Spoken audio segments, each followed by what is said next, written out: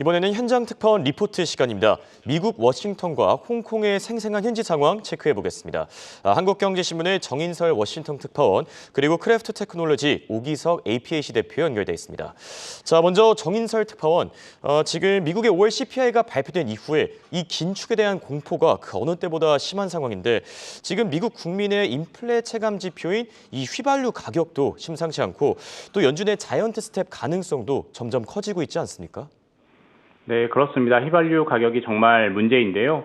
미국은 국토도 넓고 대중교통 인프라가 좀 약해서 차가 없으면 일상생활을 하기가 상당히 불편합니다. 그래서 가구당 평균 2대 이상의 차량을 보유하고 있는데요. 그 기름값에 상당히 민감할 수밖에 없습니다. 그런 휘발유 가격이 갤런당 3.8리터죠. 5달러가 넘었습니다. 물론 리터당 2,000원이 넘는 한국보다는 아직까지는 싸지만 상승률로 보면 너무나 빠릅니다. 한국은 유류세 등을 인하했지만 미국은 그런 조치가 없어서 1년 새 60% 가까이 올랐습니다. 1년 전만 해도 갤런당 3달러 정도였는데 요즘엔 거의 5달러 아래 주유소를 찾기가 너무 힘듭니다. 그래서 다들 기름값이 조금이라도 싼 곳이 있다면 문전성시를 이루고 있습니다. 이런 기름값과 식품, 중고차 가격 등이 현재 미국의 인플레이션을 주도하고 있는데요. 5월 CPI 상승률이 41년 만에 최고치를 기록했죠. 그래서 다음 주 14일에서 15일부터 있는 FOMC에서 75bp를 올리는 자이언트 스텝을 밟을 가능성도 있다. 이런 예상이 나오고 있습니다. 바클레이스와 제프리스 등이 대표적인 곳인데요. 바클레이스는 물가가 정점에 이르렀다는 징후가 아직 없기 때문에 6월에 75bp 인상할 것으로 예상을 했습니다. 물론 여전히 대부분의 투자은행들은 6월에 50bp 인상할 가능성을 더 높게 보고 있습니다. 하지만 페드 인사들의 금리 전망을 점으로 표시한 점도표가 이전보다 훨씬 매파적으로 바뀔 가능성이 크고요. 제롬 파월 의장이 향후 75bp 인상 가능성을 열어놓을 수 있다라는 예상이 있어서 이번 FOMC를 잘 지켜봐야 할 것 같습니다. 네, 대부분의 투자은행이 현재 50베이시스 포인트 금리 인상을 예상하는 가운데 바클레이스는 자이언트 스텝, 이제 75bp 금리 인상을 예상하고 있고, 그렇다면 이번 주 투자자들이 체크해야 될 주요 일정과 또 이벤트까지 전해주시죠. 네, 방금 말씀드린 것처럼 미국 동부 시간으로 15일 오후 2시에 있는 FOMC를 가장 주목해야 될 것 같습니다. 금리 인상폭과 점도표, 경제 전망표가 어떻게 수정될지 유심히 봐야 되겠죠. 구체적으로 연말의 예상금리 수준이 기존엔 1.9%였는데요. 이게 지난 3월 말 기준이었죠. 이번에 대폭 올라갈 전망입니다. 경기를 부양시키지도 냉각시키지도 않는 중립금리 수준인 2.5% 안팎으로 상승할 가능성이 큽니다. 그리고 15일 오후 30분 후에 있는 2시 반에 있는 기자간담회에서 파월 의장이 어떤 발언을 할지도 지켜봐야 될 것 같습니다. 앞서 말씀드린 것처럼 75bp 인상에 대해서 어떤 발언을 할지가 관심입니다. 또 하나의 관심사항은 페드의 긴축이 경기 침체를 불러오느냐 여부죠. 얼마나 오랫동안, 얼마만큼의 강도의 침체가 있을지가 관심사인데요. 파월 의장은 여전히 경기 침체 없이 금리를 인상할 수 있다라는 연착륙론을 고수하고 있습니다. 이번에 생각이 좀 바뀌었는지 확인해 봐야 될 것 같고요. 그걸 지표로 좀 볼 수 있는 게 FOMC 정례회의가 끝나는 날 15일 오전에 미국의 5월 소매 판매 지표가 나옵니다. 이미 지난주에 나온 미시간대의 6월 소비 심리 지수는 사상 최악의 수준으로 떨어졌죠. 소매 판매가 얼마나 줄었을지도 경기 침체 여부를 확인해 볼 게 좋을 것 같고요. 하루 전날인 14일에 나오는 미국의 5월 생산자 물가 지수도 챙겨볼 필요가 있습니다. 전달보다 크게 오를 것으로 예상이 되고 있고요. 이 밖에 같은 날에 있는 중국의 5월 산업 생산과 소매 판매, 17일에 나오는 미국의 5월 산업 생산도 경기 침체 여부를 가늠할 수 있는 지표여서 챙겨봐야 될 것 같습니다. 지금까지 워싱턴에서 한국경제신문 정인설이었습니다.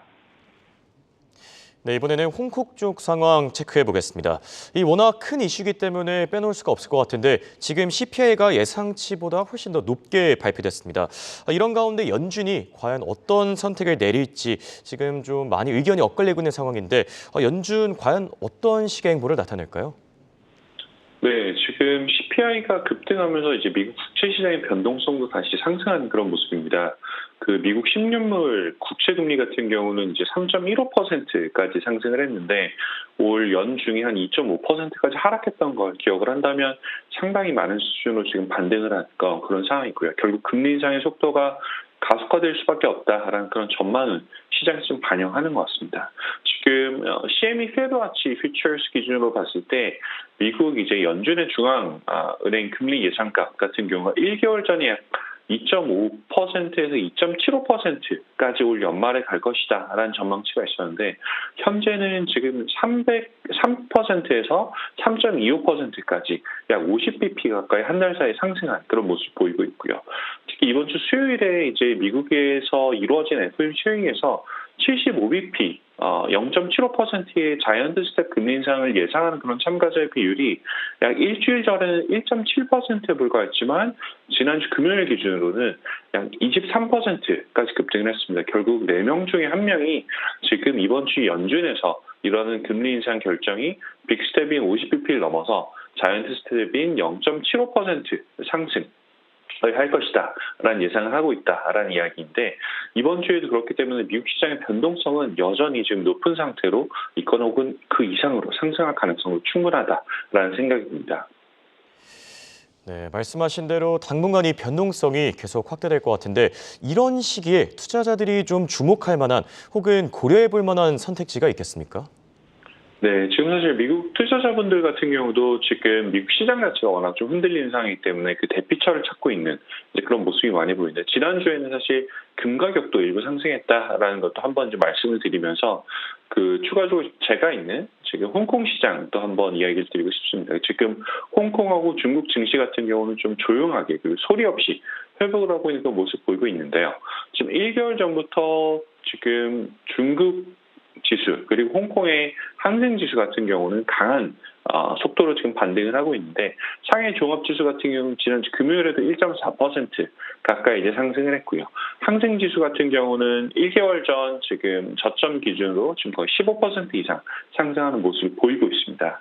지금 봤을 때 미국과 유럽의 5월 소비자 물가 지수가 8%를 넘어서는 것과 비교했을 때 지금 중국 같은 경우는 CPI가 2.1% 정도로 상대적으로 안정적인 모습을 보이고 있거든요. 그래서 이 상황에서 지금 두 가지 변수가 시장을 자극을 하고 있는데 첫 번째는 제로 코로나 정책을 고수하던 중국이 이번 달 초부터 방역 기준을 일부 완화하는 것이 시장에 긍정적인 영향을 보이고 있고 또 두 번째로는 이제 이거보다 더 큰 요인인데 미국 정부가 그동안 중국 시장, 중국 생산품에 매겼었던 고율 관세를 인하하는 방안 검토 중에 있습니다. 특히 이제 미중 무역 갈등으로 인해 25%까지 이제 급등했었던 관세가 바이든 행정부에서 지금 다시 인하를 하겠다라는 논의들이 나오고 있는데 이러한 이제 인하 논의의 배경에는 급등하고 있는 미국의 인플레이션이 자리를 잡고 있고요.